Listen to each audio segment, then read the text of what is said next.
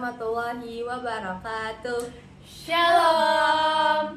Kami di sini mempresentasikan materi tentang Kerajaan Majapahit. Kami beranggota Michelle Laura Yohana Manalu, Jessica Ratwana Maban, Salsabila Abdurrahman. Pertama, kita akan membahas latar belakang. Latar belakang berdirinya Kerajaan Majapahit adalah keinginan Raden Wijaya untuk merebut kembali kekuasaan nenek moyangnya dari tangan Jayakatwang. Siapa Raden Wijaya? Raden Wijaya merupakan keturunan langsung dari Ken Arok, pendiri Kerajaan Singasari. Ayah Raden Wijaya bernama Dyah Lembutpal, cicit Mahisa Wong Teleng, yang tidak lain adalah anak Ken Arok dan Ken Dedes. Dari genealoginya, Raden Wijaya juga masih keponakan Kartanegara, raja terakhir Singasari. Ia bahkan diambil menantu oleh Raja Kartanagara. Lanjut, kita akan membahas tentang apa itu Kerajaan Majapahit. Kerajaan Majapahit merupakan kerajaan Hindu di Nusantara yang menjadi salah satu kebanggaan historis bagi bangsa Indonesia karena keberhasilan Kerajaan Majapahit dalam meraih kebesaran dan kejayaannya. Majapahit berawal dari sejarah Kerajaan Singasari. Sesudah Kerajaan Singasari berhasil merebut kekuasaan Kerajaan Sriwijaya dari Jawa secara keseluruhan pada tahun 1290. Kekuasaan Singasari yang naik kemudian menjadi perhatian Kubilai Khan di Cina, dan dia mengirim duta yang menuntut upeti. Kartanegara, penguasa kerajaan Singasari, menolak untuk membayar upeti, dan Kubilai Khan memberangkatkan ekspedisi untuk menghukum kerajaan Singasari yang tiba di pantai Jawa tahun 1293.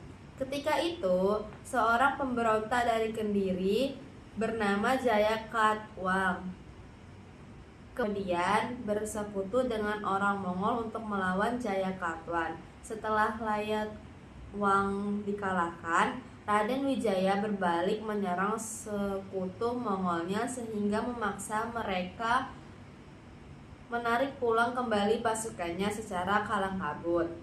Pada tahun 1293 itu pula, Raden Wijaya kemudian membangun daerah kekuasaannya di tanah Perdikan daerah Tarik Sidoarjo dengan pusatnya yang diberi nama Majapahit. Raden Wijaya, raja pertama Kerajaan Majapahit, dinobatkan dengan nama resmi Kertajasaya Jayawardhana. Kerajaan Majapahit sudah kita bahas. Sekarang kita lanjut tentang Gajah Mada. Gajah Mada adalah Majapahit. Kerajaan Majapahit yang terkenal karena mempersatukan Nusantara. Ia hidup pada abad ke-14 dan dianggap sebagai pahlawan nasional Indonesia. Gajah Mada dikenal dengan Sumpah Palapanya yang menyatakan bahwa ia tidak akan memakan buah palapa sebelum seluruh Nusantara berada di bawah kekuasaan Majapahit. Oke, sekian penjelasan tentang Gajah Mada. Kita sekarang lanjut tentang apa itu Sumpah Palapa dalam Gajah Mada. Sumpah Palapa, sirah Gajah Mada pati Amangkubumi, sirah Gajah Mada, lamun huwus kalah Nusantara isun amukti palapa, lamun kalah ring gurun, ring seran, Tanjung Pura, ring haru, ring pahan, Palembang, tumasik samana isun amukti palapa. Artinya, beliau Gajah Mada Patih Amangkubumi tidak ingin menikmati palapa, melepaskan puasa. Beliau Gajah Mada, jika telah mengalahkan Nusantara, saya akan melepaskan puasa. Jika mengalahkan Gurun Seram, Tanjung Pura, Haru, Pahang, Dompo, Bali, Sunda, Palembang, Tumasik, demikianlah saya baru akan menikmati palapa atau melepaskan puasa. Sudah selesai pembahasan tentang Sumpah Palapa dalam Gajah Mada. Sekarang kita lanjut tentang apa itu peran penting Gajah Mada bagi Kerajaan Majapahit pada saat itu. Gajah Mada Pemersatuan wilayah-wilayah Nusantara di bawah Pahit menyatukan wilayah-wilayah seperti Melayu, Sumatera, Tanjung Pintura, Kalimantan, dan Jamben juga Melaka, membawa Pasit ke puncak kejayaannya. Sudah selesai kita membahas tentang peran Gajah Mada pada saat itu. Sekarang kita lanjut untuk perjuangan dan akhir hidup. Perjuangan yang akhir hidup. Perjuangan Gajah Mada mencapai puncak pada masa pemerintahan Yaper Yuro. Gajah Mada meninggal pada 1194 karena sakit. Lanjut kita ke materi lokasi dan sumber sejarah. Dibahas oleh Cika. Lokasi dan sumber sejarah. Pusat kerajaan Majapahit diperkirakan di daerah Trowulan sekarang, 10 km sebelah barat kota Daya Mojokerto, Jawa Timur. Hal ini didasarkan dari temuan artefak berupa bekas tembok dan fondasi bangunan, pintu gapura, candi, saluran air, dan tiang-tiang rumah. Tanggal pasti berdirinya kerajaan Majapahit adalah hari penobat Raden Wijaya sebagai raja atau memerintah 1293 sampai 1309 M, yaitu 10 November 1293 tahun. Yang kedua, sumber utama para serajawan mengenai kerajaan Majapahit adalah para Taron, Kitab Raja-Raja, dan Nagara Kretagama. Para Taron tidak hanya menceritakan Ken Arok, tetapi juga membuat sejarah ringkas lahirnya Majapahit. Sementara itu, Nagara Kretagama merupakan puisi Jawa kuno yang ditulis pada masa keemasan Majapahit di bawah Hayam Wuruk. Apa yang terjadi setelah masa itu tidak banyak yang tahu. Beberapa prasasti dalam bahasa Jawa kuno ataupun catatan sejarah dari Tiongkok dan negara-negara lain juga membantu menyingkapkan sejarah Majapahit. Lanjut kita akan ke topik raja-raja yang pernah memimpin kerajaan Majapahit. Raja-raja yang pernah memimpin. 1. Raden Wijaya bergelar Kertajasa Jayawardana 1293 sampai 1309. Yang kedua, Kala Gamet bergelar Sri Jaya Nagara 1309 sampai 1328. Yang ketiga, Sri Gitarja bergelar Tribuana Wijaya Tunggadewi tahun 1328 sampai 1350. Yang keempat, Hayam Wuruk bergelar Sri Rajasanagara tahun 1350 sampai 1389. Yang kelima, Suhita pada tahun 1429 sampai 1447. Yang keenam, Kertawijaya bergelar Brawijaya I pada tahun 1447 sampai 1451. Yang ketujuh, Raja Wardana bergelar Brawijaya II 1451 sampai 1453. Yang kedelapan, Purwawisesa atau Girisawardana bergelar Brawijaya III pada tahun 1456 sampai 1466. Yang kesembilan, Pandanalas atau Surapabawa bergelar Brawijaya IV pada tahun 1466 sampai 1468. Yang ke-10, Kartabumi bergelar Brawijaya V pada tahun 1468 sampai 1478. Yang ke-11,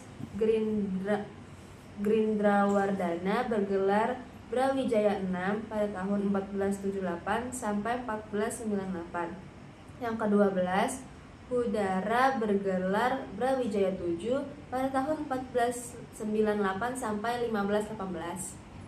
Lanjut kita ke pembahasan mengenai sumber utama.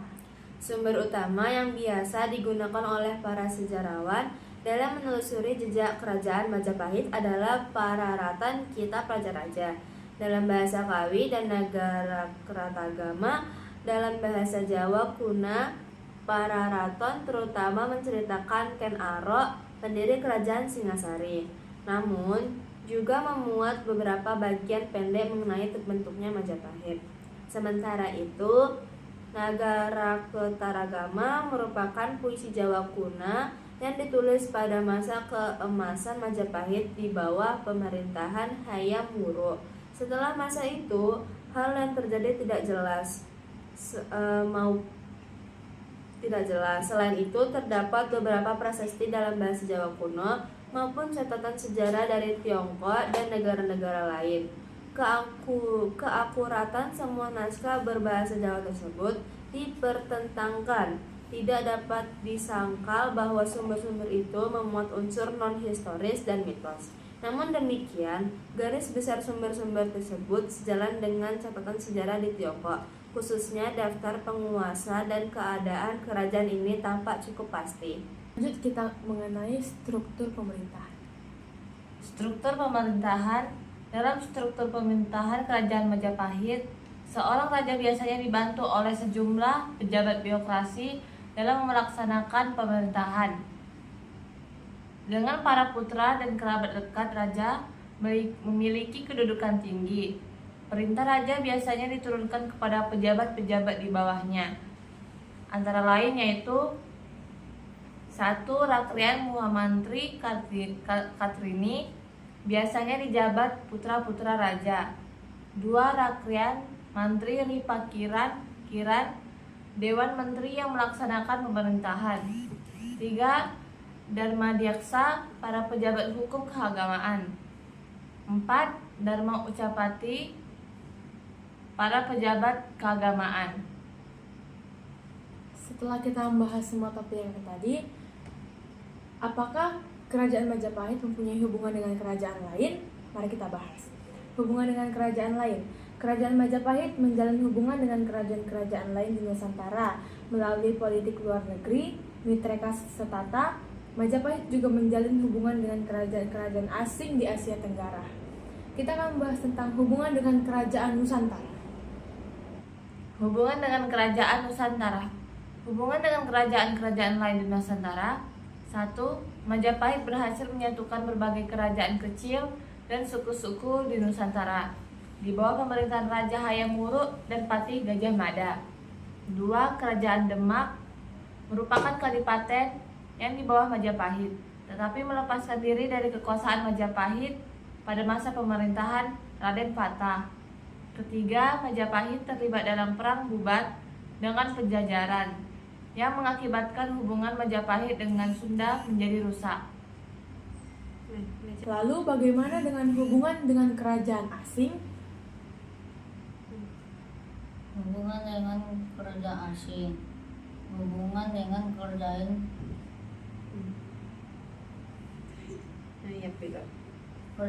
asing. 1. Majapahit berjalin hubungan dengan kerajaan asing di Asia Tenggara seperti India, Kamboja, Cina, Annam, Jamba, Kartanataka, Jambur, dan Isam. Kedua, kerajaan asing tersebut menjalin hubungan dengan Pahit untuk mendapatkan perlindungan sebagai balasnya. Mereka memberikan bukti kepadanya.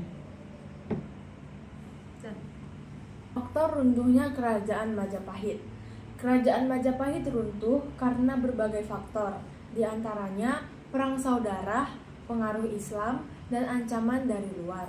Ada 2 faktor runtuhnya kerajaan Majapahit, faktor internal dan faktor eksternal. Kita akan pertama membahas faktor internal.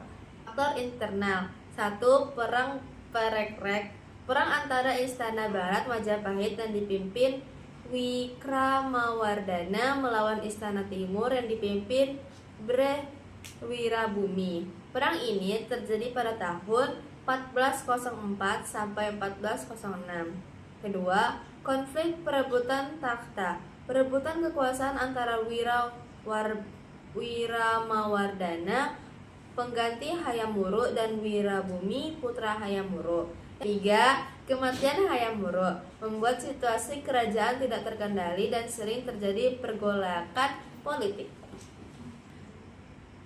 Selesai itu kita akan membahas tentang faktor eksternal. Faktor eksternal pertama, pengaruh dinasti Ming. Kekuatan baru dari timur ini melakukan ekspansi sampai kawasan Nusantara. Kedua, kebangkitan Malaka. Malaka menjadi jalur perdagangan rempah-rempah dari Maluku ke India dan wilayah lainnya. Ketiga, berdirinya kerajaan Islam. Perkembangan Islam di Jawa memengaruhi dan mengubah pola pandang masyarakat Jawa ke arah lebih modern. Apakah ada peninggalan dari kerajaan Majapahit? Pasti ada dong. Kita akan bahas mengenai peninggalan. Peninggalan kerajaan Pahit yang masih bisa ketemu saat ini antara lain Cati Prasasti dan Kitab. Candi 1. Candi Tikus Tingani sebagai pemandangan pengawan Majapahit berlokasi di Mojokerto di Jawa Timur. Yang kedua, Candi Pajak Ratu Terbang Pintu Japura dan terletak di Desa Temon Trowulan Mojokerto di Jawa Timur. Yang ketiga, Candi Penataran Tirbikiran dibangun pada masa pemerintahan Raja Perdana dan Wiramawardhana. Kita akan membahas tentang tokoh penting yang sudah menjadi sejarah dalam kerajaan Majapahit. Siapakah itu? Tokoh penting dalam sejarah kerajaan Majapahit. Nomor 1, Raden Wijaya, pendiri kerajaan Majapahit. Kedua, Gajah Mada, Mahapatri Majapahit yang terkenal dengan Sumpah Palapanya. Yang ketiga, Hayam Wuruk, raja yang memerintah pada masa keemasan Majapahit. Selanjutnya kita harus mengetahui apa peran penting kerajaan Majapahit pada masa itu. Peran penting kerajaan Majapahit.